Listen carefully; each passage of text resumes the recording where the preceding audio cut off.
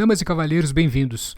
Vamos ver hoje um dos teoremas mais importantes da estatística, que é o teorema do limite central. Esse teorema é a base da inferência estatística, quer dizer, o trabalho de estatístico feito com amostras. Se esse teorema não existisse, esse trabalho não poderia ser feito. Esse teorema usa o modelo mais importante da estatística, que é o modelo normal.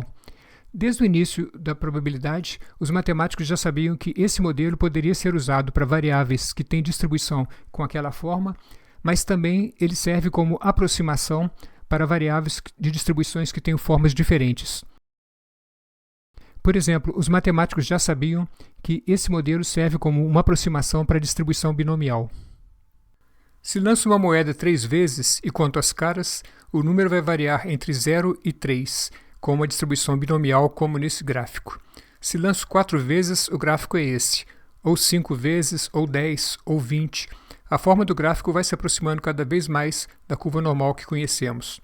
Agora, 40 lançamentos, 80, 160, 300, 600 lançamentos. Pode parecer que a distribuição perdeu aquele perfil de curva normal, porque a figura agora está muito estreita. Mas se mudarmos a escala horizontal do gráfico, vemos que a forma do gráfico continua bem próximo da normal. O que é mais curioso é que, mesmo quando a distribuição binomial seja assimétrica, ela vai se aproximar da normal. Por exemplo, se eu lanço um dado comum como esse daqui e conto quantas vezes que ele mostra a face 6, esse número de vezes vai ter uma distribuição binomial. O sucesso é a face 6, a probabilidade de sucesso vai ser igual a 1/6 e a probabilidade do fracasso vai ser o que sobrou, 5/6. É uma distribuição binomial claramente assimétrica, mas mesmo assim ela vai se aproximar da normal, que é sempre simétrica. Se lançamos um dado 3 vezes e contamos quantas vezes ele mostra a face 6, é mais provável que ele não mostre nenhuma vez, 0 vezes. Há uma probabilidade razoável dele mostrar uma vez, pouca dele mostrar 2 vezes e quase nenhuma dele mostrar 3 vezes. Se lançamos 4 vezes, o gráfico é esse, ou 5 vezes, ou 6 vezes. O gráfico ainda não parece nada como uma distribuição normal, mas com 12 lançamentos, a curva já começa a ficar um pouco mais simétrica. Com 24 lançamentos, com 50, a curva já parece agora quase simétrica. Aumentando ainda mais, para 120, 240, 480, 600 lançamentos. A curva agora está bem simétrica, mas muito estreita. Se mudarmos a escala do eixo horizontal, dá para ver que caímos na curva normal. Embora a distribuição com P igual a 1/6 seja claramente assimétrica, quando o número de tentativas cresce, ela se aproxima da normal, que é simétrica. Essa relação entre a distribuição normal e a binomial já tinha sido percebida por De Moivre e por Laplace, e depois os matemáticos descobriram que a normal servia também como aproximação para outros modelos, como o de Poisson, de Pascal, etc. Mas há uma propriedade ainda mais importante da distribuição normal que foi descoberta mais tarde. Vamos ver o que é por meio de um exemplo. Eu tenho aqui um dado comum de 6 faces, numeradas de 1 a 6. Se eu lanço esse dado, o número mostrado vai ser uma variável aleatória com distribuição uniforme. Os valores de 1 a 6, todos com a mesma probabilidade 1/6, o valor esperado igual a 3,5. Agora, se eu lanço esse dado 10 vezes seguida, anoto o número que ele deu e depois calculo a média, ou então, se eu lanço 10 dados juntos ao mesmo tempo e calculo a média dos números mostrados, o que eu posso dizer sobre essa média? Essa média, é claro, vai ser uma variável aleatória. Aqui, se eu somar esses números todos e dividir, eu vou ter a média desses lançamentos. Agora, se eu fizer um outro lançamento, eu vou ter um valor diferente. Intuitivamente, a gente pensa que se o número mostrado por cada dado varia em torno de 3,5, a média desses números todos também deve variar em torno de 3,5. Mas qual que deve ser a distribuição de probabilidade dessa variável? Vamos supor que lançamos 10 dados de uma vez e os resultados foram esses. Vamos considerar que esses números mostrados pelos 10 dados formam uma amostra. A média dos números dessa amostra é igual a 3,6. Depois, lançamos de novo 10 dados e temos uma segunda amostra, agora com média 3,1. A média de cada amostra de 10 dados é uma variável aleatória, claro. O que queremos é achar a distribuição de probabilidade dessa variável. Até agora temos 2 amostras com essas médias.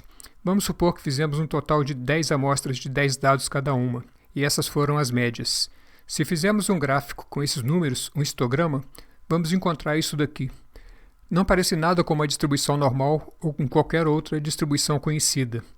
Suponha que fizemos uma segunda série de 10 lançamentos e o resultado é esse, ou uma terceira série, ou uma quarta série, ou uma quinta, etc. Esses gráficos não parecem ter lógica nenhuma, não fazem nenhum sentido. Isso era esperado? Era. Isso acontece porque usamos poucas amostras, só 10, e amostras pequenas, só 10 dados em cada uma delas. Há pouca informação. Vamos ver o que acontece se aumentamos o número de amostras, quer dizer, fazemos mais amostras de 10 dados cada uma. Aqui foram 15 amostras, depois 25 amostras. O gráfico ainda não tem forma nenhuma. Depois 100, 250, 500, 1000, 5000. Note que o gráfico agora está se aproximando da normal. E agora 10.000 amostras. A forma do gráfico agora já é praticamente a da curva normal, que conhecemos. E a sua média está perto do 3,5. Mas note que a variação é grande. Houve amostras em que a média esteve abaixo de 2 e outras em que ela esteve acima de 5. Vamos ver o que acontece se fazemos o mesmo número de amostras, 10.000 amostras, mas aumentando o tamanho de cada amostra, ou seja, o número de dados em cada uma delas. Aqui são 10.000 amostras, cada uma com 25 dados. O gráfico é parecido com o anterior, mas a dispersão agora é menor. Note que não há nenhuma amostra com média menos de 2 ou mais de 5. Aqui são 10.000 amostras com 50 dados cada uma, aqui amostras de 100 dados, 250 e de 500.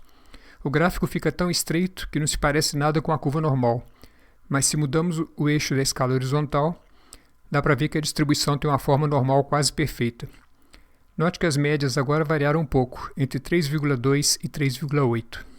Isso acontece porque as amostras são grandes. O teorema do limite central é justamente a formulação matemática disso que nós vimos no exemplo. Ele pode ser escrito como: se amostras aleatórias simples de tamanho n são retiradas de uma população com média μ e desvio sigma, a média das amostras x barra vai ter uma distribuição aproximadamente normal com parâmetros μ e desvio padrão sigma sobre raiz quadrada de n. O que esse teorema diz é que, se eu tenho uma população com uma variável aleatória e tiro uma amostra dessa variável aleatória, a média da variável nessa amostra vai estar relacionada com a média da variável na população por meio do teorema do limite central. Eu disse no início que esse teorema é um dos mais importantes da estatística, porque ele permite que, se eu tenho uma população grande e tenho uma variável aleatória que me interessa, eu quero saber a média dessa variável, eu não tenho que investigar a população toda. Eu posso simplesmente tirar uma amostra dessa população, calcular a média da variável nessa amostra, e a partir dessa média da variável nessa amostra, eu posso fazer uma estimativa de qual que deve ser a média na população através do teorema. Isso é chamado de inferência estatística. Vamos ver esse problema. Devido ao excesso de pesca, existe a suspeita de que o peso médio dos peixes do Atlântico Norte está diminuindo, porque eles não têm tempo de crescer suficientemente. Uma espécie de peixes tinha anteriormente peso médio de 30 kg, com desvio padrão de 4 kg. Uma amostra aleatória de 60 peixes foi pescada recentemente para testar se houve mesmo diminuição de peso. Se essa amostra mostra um peso médio de 28 kg, o que podemos concluir?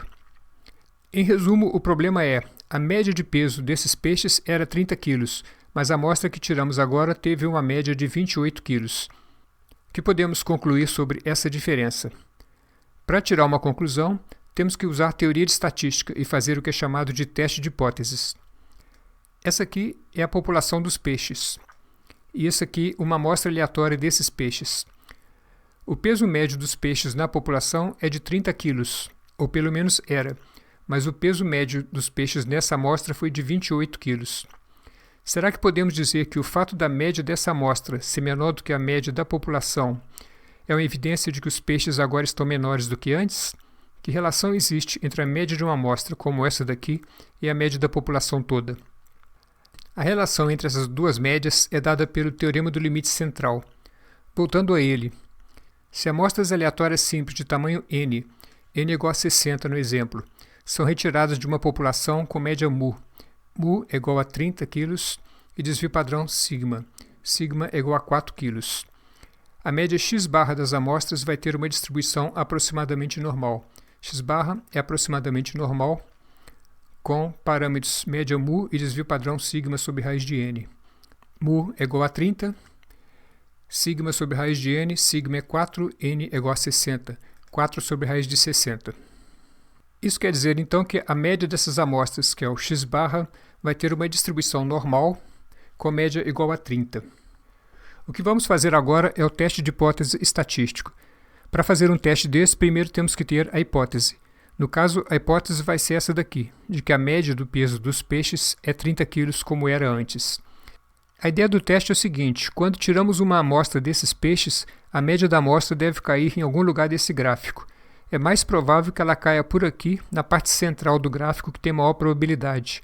É pouco provável que a amostra vai cair longe da média, nessa ponta da curva ou então nessa outra ponta da curva. A média de 26 ficou desse lado da curva abaixo de 30. Mas onde está ela? Aqui perto da média do 30 ou aqui mais afastada? Para saber onde o 26 kg está no gráfico, se está perto da média ou se está longe, temos que padronizar a variável, quer dizer, mudar a sua escala. A variável padronizada é representada por z e tem esse gráfico.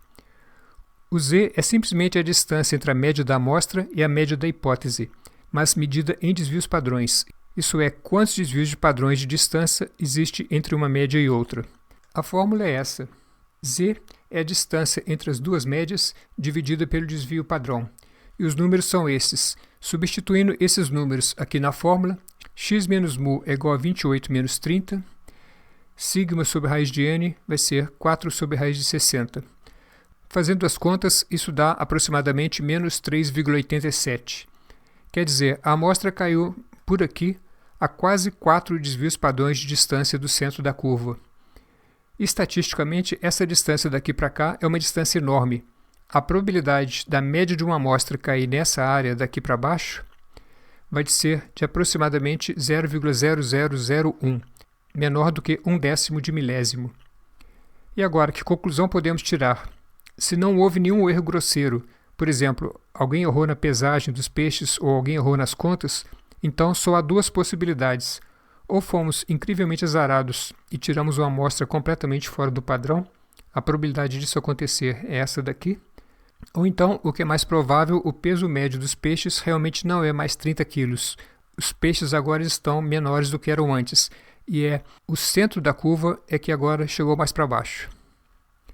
Nesse caso, a conclusão do teste é que a hipótese original da média ser igual a 30 kg tem que ser rejeitada. Se você achou isso tudo muito complicado e não entendeu direito os detalhes, não se preocupe. A teoria desses testes de hipótese realmente é complicada para quem está vendo pela primeira vez. Vamos ver isso com mais detalhes em outros vídeos mais tarde. O objetivo nesse exemplo foi só mostrar que o teorema do limite central é o que está na base da estatística. Para terminar, uma curiosidade. Nos livros, a gente pode encontrar esse teorema com o nome de Teorema do Limite Central, como eu usei aqui, ou então Teorema Central do Limite.